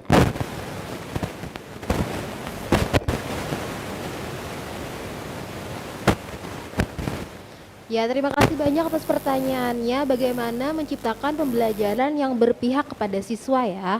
Yang penting kita lakukan adalah kita harus mengetahui dulu karakteristik siswa. Dari situ kita akan mengetahui bagaimana gaya belajar siswa. Apakah siswa tadi kinestetik, apakah auditori, atau visual, atau yang lainnya. Dari sana kita akan bisa melakukan pendekatan apa sih yang harus kita lakukan sehingga siswa tadi kita bisa menciptakan pembelajaran yang berpihak pada siswa. Kalau misalnya sekarang itu kan kita lebih ke bagaimana bisa menciptakan pembelajaran student center, di mana siswa sebagai pusatnya, bukan lagi sebagai guru lagi ya, tapi bagaimana murid ini sebagai pusat pembelajaran. Jadi mereka berdiskusi, mereka memecahkan masalah, mereka membuat proyek. Dari sana mereka akan menemukan sendiri solusi-solusi atas apa yang mereka hadapi. Makanya sekarang itu kan pemerintah itu getol banget nih bagaimana supaya bisa menciptakan pelajar dengan profil pelajar Pancasila tadi kan, ada mandirinya, ada berpikir kritisnya dan sebagainya. Bisa ditambahkan oleh teman-teman yang lain, silahkan. Ya, yang lain silakan, Ustadzah Aisyah atau Ustadzah Susi. Oh, Ustadzah Aisyah dulu kalau ya. mau. Ya. Iya, sedikit mungkin menambahkan tentang pembelajaran yang berpihak pada murid tadi.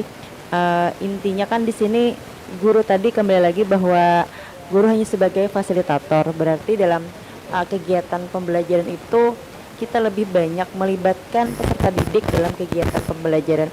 Mungkin dari awal kegiatan pembelajaran kita sudah bisa dari mulai berdoa misalnya, bisa kan meminta siswa, bukan gurunya kita berdoa. Berarti gurunya kita minta siswanya salah satu maju ke depan, itu sudah melatih jiwa kepemimpinannya kan. Nah, salah satunya sudah melibatkan siswa. Kemudian memberikan ketika mulai pembelajaran juga memberikan pertanyaan-pertanyaan pemantik kan. Nah, untuk memancing kegiatan pembelajaran dari awal.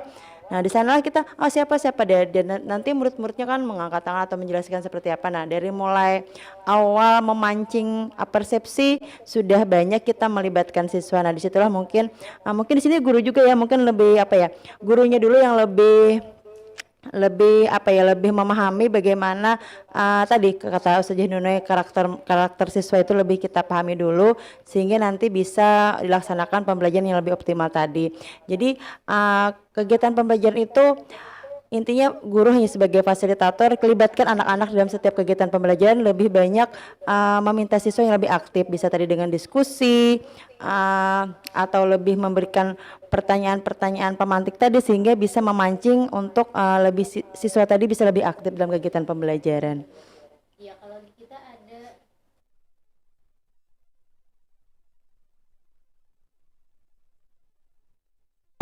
kita biasanya di sini ada leader ya Ustazah ya. Ya, betul. Iya Ustazah.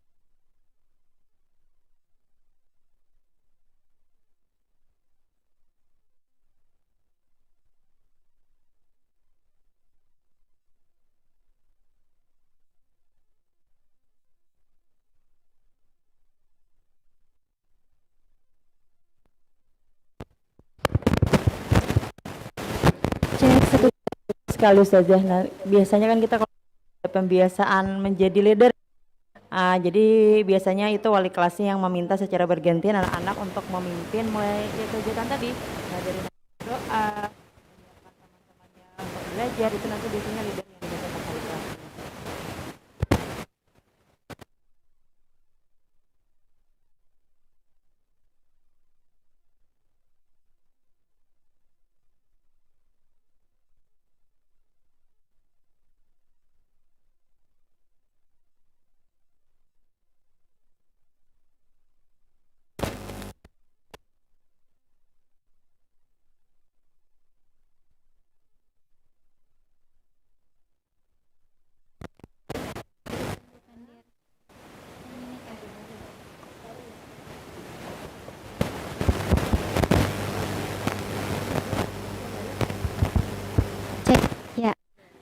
Alhamdulillah mau. Cek cek cek ya. Pertanyaannya tadi kan bagaimana sih pembelajaran yang berpihak pada siswa. Jadi sepakat dengan apa yang sudah disampaikan teman-teman tadi, sedikit menambahkan saja. Mungkin di awal tahun ajaran kita bisa melakukan asesmen untuk mengetahui gaya profil belajar murid gitu. Profil belajar murid itu kan termasuk bagaimana gaya belajarnya, bakat dan minatnya seperti apa. Kalau bagaimana gaya belajarnya tadi ada yang tipe audio, visual, kinestetik, dan apa lagi? Iya, iya. Nah, dan bakat dan minatnya seperti apa. Jadi bisa diketahui sebaiknya asesmen itu dilakukan di awal tahun ajaran. Dari data tersebut kita bisa melakukan tindak lanjut pembelajaran seperti apa nantinya. Jadi untuk semua murid tidak sama gitu pembelajarannya, ini kembali lagi kan ke pembelajaran berdiferensiasi. Nah, untuk di PAUD mungkin tidak bisa dilakukan asesmen secara sempurna, tapi bisa digunakan observasi di awal tahun ajaran. Bagaimana gaya belajar anak, bagaimana bakat dan minatnya, sehingga nanti pembelajaran kita dapat menyesuaikan dengan kebutuhan murid. Seperti itu. Mungkin ada tambahan lagi dari teman. Terima kasih.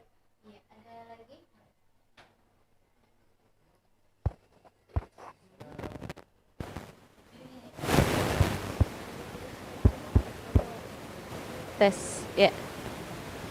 Sedikit menambahkan, betul sekali untuk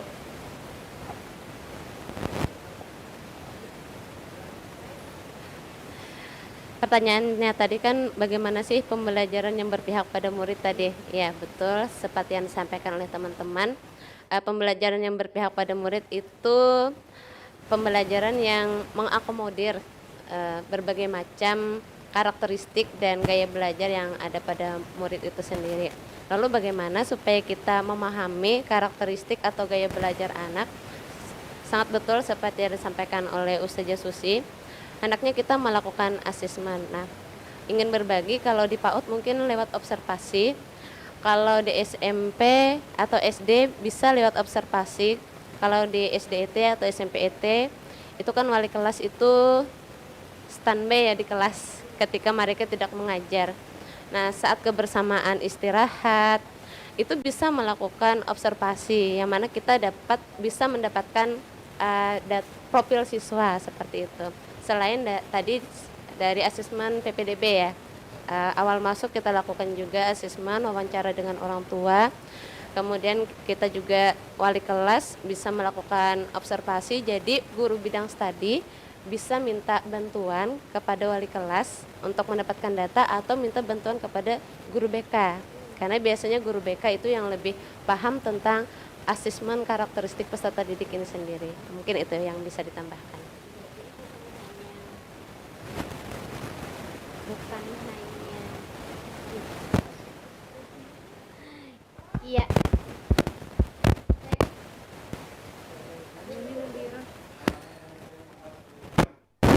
Cek. Nah, iya. Ya maaf ya pemirsa, ini lagi ada sedikit gangguan. Biasalah kan di mana-mana pasti ada masalah ya.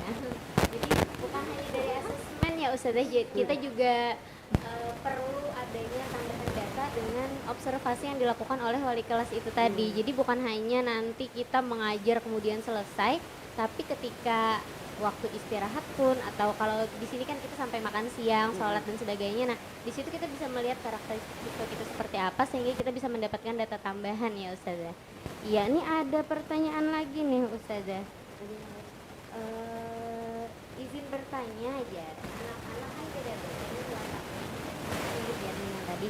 Kayak apa sebagai guru menghadapinya supaya gurunya tetap bisa memberikan yang terbaik lawan pada baperan. Nah, kan kadang kita ada fase-fase di mana baper ya Ustazah. Nah, bagaimana nih caranya kita mengontrol diri kita supaya tidak baper, namun kita juga bisa menghadapi karakteristik siswa yang berbeda-beda. Siapa dulu nih yang menjawab?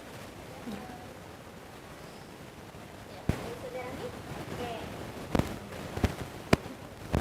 Oke, terima kasih banyak atas kesempatannya. Baperan ya, ini siapa yang baperan? Berperan kan? Gurunya? Gurunya atau muridnya nih ya baperan nih? Dua-duanya Ustazah. Iya, terima kasih. Hendaknya kita sebagai guru ya mengurangi apa itu baperan. Meskipun dalam diri setiap individu tuh pasti ada baperan. Tapi kita harus mengkondisikan diri. Ketika kita baper kepada seseorang, nah, oke. Cek, sudah. Ketika kita baper dengan seseorang tidak ada kaitannya dengan murid, hendaknya sebelum kita mengajar kita keluar kelas dulu, senam muka dulu, senam muka dulu, perbaiki emosi diri dulu. Karena kalau kita mengajar dalam keadaan emosi yang tidak bagus, nanti akan berimbas kepada anak murid kita. Kenapa saya bilang seperti itu? Saya pernah mengalami itu, tapi bukan baperan ya, tapi memang muka saya seperti ini begitu. Muka serius begitu. Jadi kadang-kala ketika ngajar matematika nih, saja ngajar matematika, mukanya sudah seperti itu, ngajar matematika. Aduh, kata anak-anak nih, ustazahnya nih pemarah atau apa gitu di rumah atau lagi apa dengan teman-teman. Padahal ketika pembelajaran itu berjalan, baru ibaratnya muka ini berubah. Muka ini berubah. Oh, ternyata ustazah ini ramah juga begitu. Oh, ternyata ustazah ini menyenangkan juga, tidak sepadan dengan muka begitu. Muka bisa menipu ya. Begitu. Jadi hendaknya ketika meskipun muka kita seperti ini, ketika pembelajaran kita harus bisa gestur kita itu tidak kaku. Kemudian belajar senyum begitu. Bukan belajar ya, tapi senyum begitu. Tapi tidak senyum giginya selalu terbuka begitu. Kemudian kontak mata dengan setiap anak begitu. Kalau si murid yang baper, bagaimana ya Ustazah ya? Mungkin kita tanya-tanya dulu nih kepada temannya dulu. Kan biasanya dalam satu kelas kan ada banyak siswa. Itu pernah mengalami di kelas 6 Ehwan. Baru saja terjadi nih 6 Ehwan nih.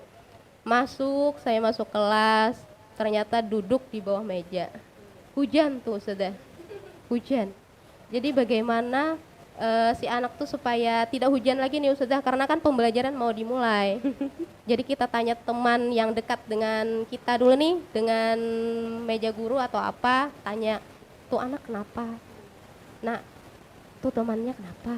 Oh, ternyata kata si teman, dia lagi bawa mainan tapi diambil ya, karena kan selama proses pembelajaran sebelumnya dia mainan, tidak memperhatikan guru. Kelas 6 nih Ustazah. masih ada aja yang main mobil-mobilan rasanya, terus diambil, jadi hujan lah itu. Oh, kata saya, kan kalau kelas 6 tuh kan kalau main-mainan oke lah, tapi sudah dewasa ya kalau menurut kita main mobil-mobilan di kelas. Kemudian baru dekati si anak, kan kita sudah tahu masalahnya apa, baru kita dekati si anak yang hujan tadi. Nah, duduk dulu sih, kita mau belajaran, terus diam aja. Aduh nih, sensitif sekali nih. Sensitif sekali hatinya. Tanya lagi, dekati lagi, duduk lagi nih. Kan tadi dalam posisi berdiri, si anak kan duduk. Ya sudah, duduk juga ustazahnya nih, saya duduk. Ditepuk-tepuk. Nah, sudah yuk, kita mau belajaran. Nanti mainannya bisa diambil setelah pembelajaran. Bukan berarti mainan itu tidak dikembalikan. Jadi kita kasih pemahaman bahwa mainan itu akan dikembalikan ketika jam pulang. Jadi tidak usah risau begitu. Kemudian kita belajar dulu. Nanti kalau pian kadang 4 belajar, kasihan.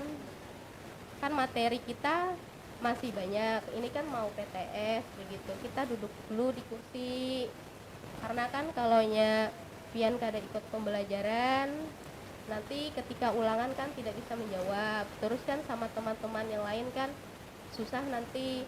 Kok si ini boleh kada belajar, kok kami belajar begitu kan, ada kecemburuan sosial nanti. Jadi Jadi dikasih pemahaman lah siswa tersebut. Akhirnya alhamdulillah mau begitu. Tapi tidak tahu dengan kondisi baper yang lain ya Ustazah ya, ini terjadi ketika di kelas Ikhwan. Mungkin teman yang lain ada yang ingin menambahkan? Ya silahkan yang lain, soalnya kan ini tumben nih ada anak Ikhwan baper. Biasanya kan yang baper itu akhwat ya Ustazah ya. Apalagi kelas tinggi, jenjang kelas 5, kelas 6 itu kan masa-masa pubertas anak. SMP. Apalagi SMP pastinya sedikit-sedikit ada rasa-rasa baper yang dialami oleh anak kita. Apalagi kalau gurunya bisalah mengkondisikan diri. Kalau seperti kita kan mungkin bisa mengkondisikan diri dengan tarik ke kanan, 2 tarik ke senti. kiri, ya tarik 2 cm ke kanan, 2 cm ke kiri biar senyum untuk masuk ke dalam kelas. Nah, bagaimana nih kalau misalnya siswanya yang baperan, apalagi tadi kan Ikhwan. Nah, sekarang kalau akhwat, kalau SMP gimana Ustazah Jumi biasanya? Kalau SMP yang yang siswanya yang siswanya baperan ya. baper. Jadi sebelum kita mengatasi peserta didik kita mengatasi diri kita dulu saja. Jadi bagaimana kecerdasan emosional dan sosial yang ada pada kita itu bisa kita terapkan seperti itu. Ini jangan sampai juga nih ya, kita permasalahan pribadi atau permasalahan di rumah kita bawa-bawa ke kelas.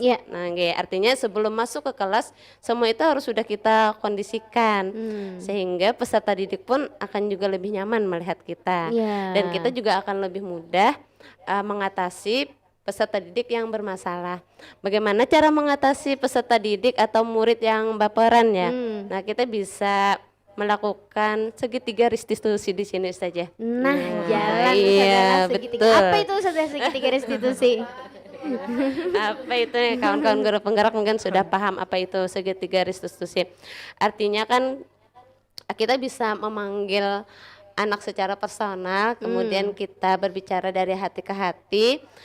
Kita berikan dia rasa nyaman, kita menjadi seorang coach, kita menjadi mitra bagi murid kita, sehingga mereka akan lebih mudah untuk mengutarakan dan kita hanya mengarahkan ya, mengarahkan mereka yang akan bercerita, kemudian mereka yang akan memberikan apa ya, solusi terhadap permasalahan dia sendiri. Kalau misalnya dia itu baperan, berarti kan kita tanya gitu ya, supaya nyaman belajar di kelas, kira-kira apa yang harus dilakukan. Lagi Jadi kenapa? Lagi mungkin, kenapa?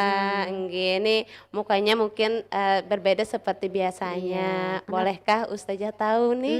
Nah, kenapa bermuram durja gitu Nah, Ustazahnya? ketika dia bercerita, mungkin rasa nyaman dengan kita menyampaikan permasalahannya, ya kita minta kembali dia untuk mendapatkan solusi sendiri supaya mereka itu merasa diberi kepercayaan gitu ya, diberi tanggung jawab untuk mencari solusi atas permasalahan mereka sendiri, sehingga ketika mereka yang memberikan solusi itu, mereka itu otomatis akan lebih bertanggung jawab karena itu datang dari pemikirannya sendiri gitu ya, berbeda kalau itu dari permintaan kita. Mungkin akan ada rasa keterpaksaan seperti itu. Jadi mungkin yang bisa kita lakukan kalau untuk anak SMP ya bisa dengan melakukan segitiga restitusi tadi saja. Iya, itu tadi jawaban dari 2 pertanyaan yang sudah dipaparkan. Ada pertanyaan lain? Kita cek dulu. Iya, karena ada ini. Ya, untuk tambahan nih bisa kami mintakan kembali Bapak Kamil.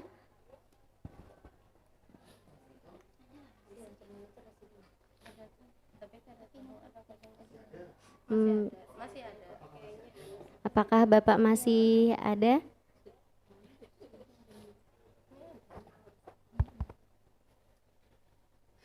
Rasanya Pak Kamil ada kesibukan, tapi mungkin cuman hadir di Zoom aja. Oh iya, dikarenakan kemungkinan Bapak Kamil sedang berkesibukan karena beliau kan merupakan Kepala Balai Guru Penggerak Provinsi Kalimantan Selatan. Jadi kita tutup dulu nih, tapi sebelum ditutup bagaimana kalau closing statement nih dari Ustazah dulu, dari Ustazah Nunay dulu.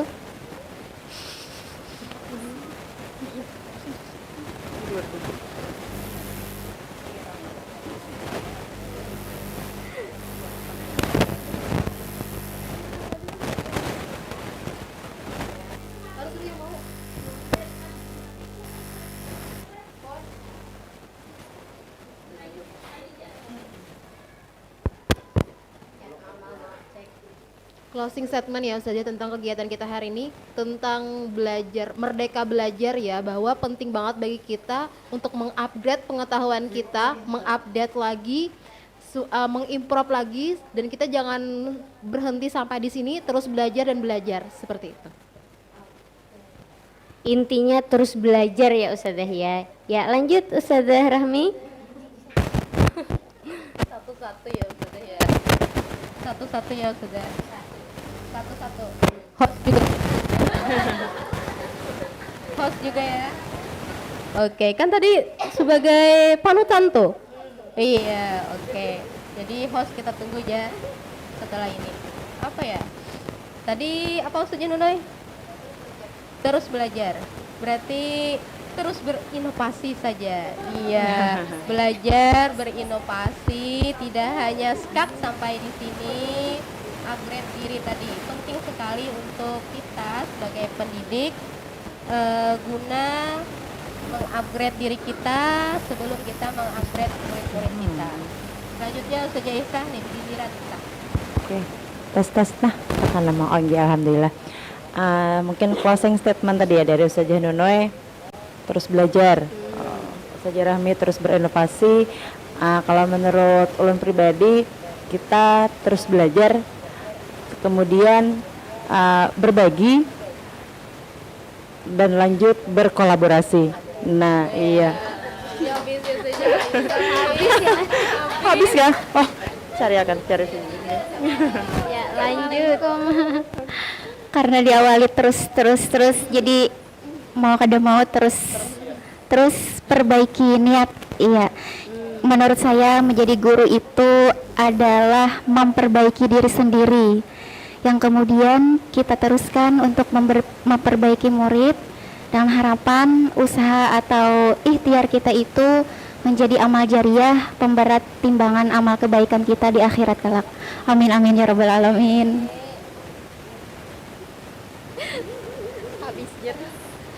Ya, kita sebagai seorang guru jangan henti untuk terus belajar, bisa menjadi teladan yang baik bagi murid-murid kita, karena guru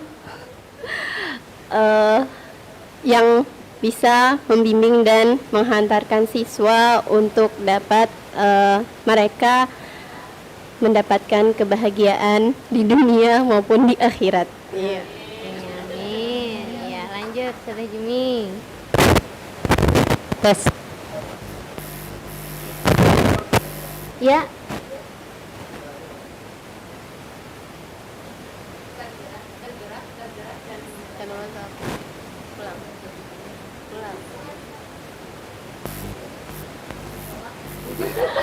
Tergolak. Cek nah. Oh malah hai. Itu tuh kadang tampil lo di Zoom. Oh, taruh mic saja. Nama bergerak dan menggerakkan. Bergeraklah karena dia itu memastikan. Aduh, ini menyimpulkan aja berarti nah. Bisa benar. Iya, karena tadi host disuruh closing statement juga lah. Jadi kalau dari saya pribadi hari ini, kita harus selalu memberikan dan melakukan yang terbaik. Jadi bagaimana caranya? Seperti yang dikatakan oleh para ustazah tadi, kita harus belajar, berinovasi, berkolaborasi, kemudian juga memperbaiki niat, menjadi teladan untuk para siswa kita. Kemudian juga kita harus tergerak hatinya, kemudian bergerak badannya dan menggerakkan orang lain. Karena kata Ustazah Jumi, kalau tidak bergerak malah kita mati. Jadi ya itu saja dari kami hari ini. Terima kasih kepada seluruh peserta webinar. Ya sebelumnya kita foto bersama dulu. Host minta tolong. Oh mati. Mbak lihat. Ya, kita foto bersama dulu. Silahkan dibuka kameranya.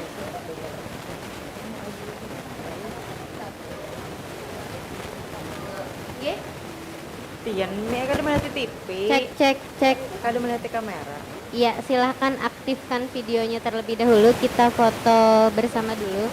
Iya, foto di sini aja.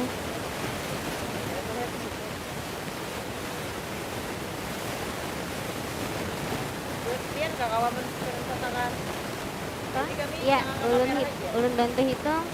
1. Oh, belum. Ya. Untuk yang belum membuka video, minta tolong cek. Ya, bagi peserta yang cek, ya. Bagi peserta yang belum membuka videonya, silahkan dibuka dulu, kita foto sebentar. Iya, nah. Ada lagi yang lain? Mulai, Ustadz? Oke, ulun hitung, silahkan berikan senyum terbaiknya. 1, 2, 3. Oke. Slide kedua, ada berapa slide? 3. Slide kedua, 1, 2, 3.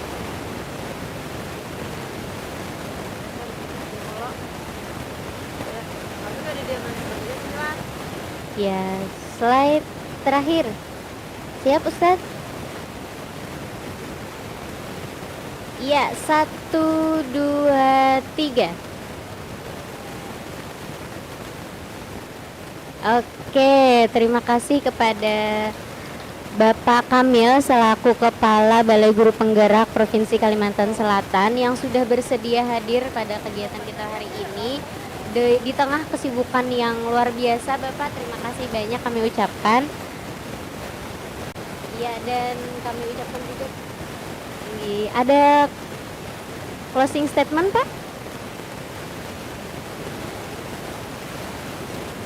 Oke.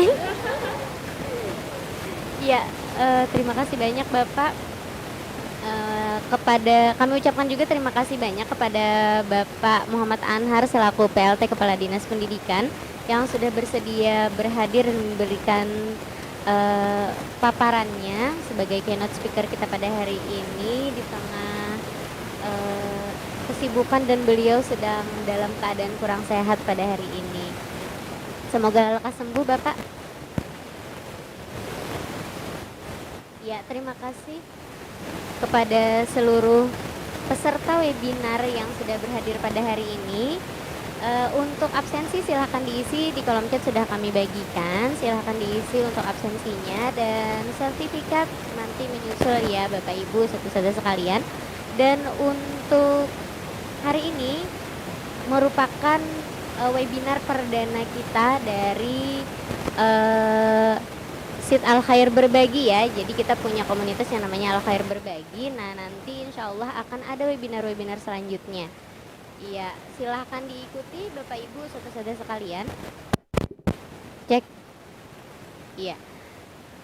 Kita tutup dulu pertemuan kita hari ini. Sampai jumpa di pertemuan webinar berikutnya.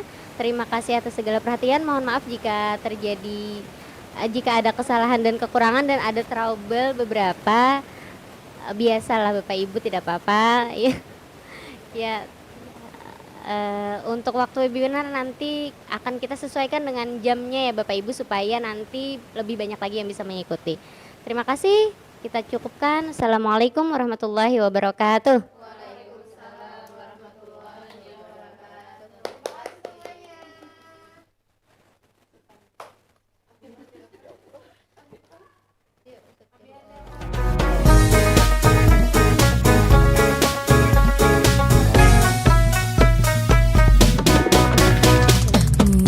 Kata semboyannya, kata iya sekata, kasih ke HSD.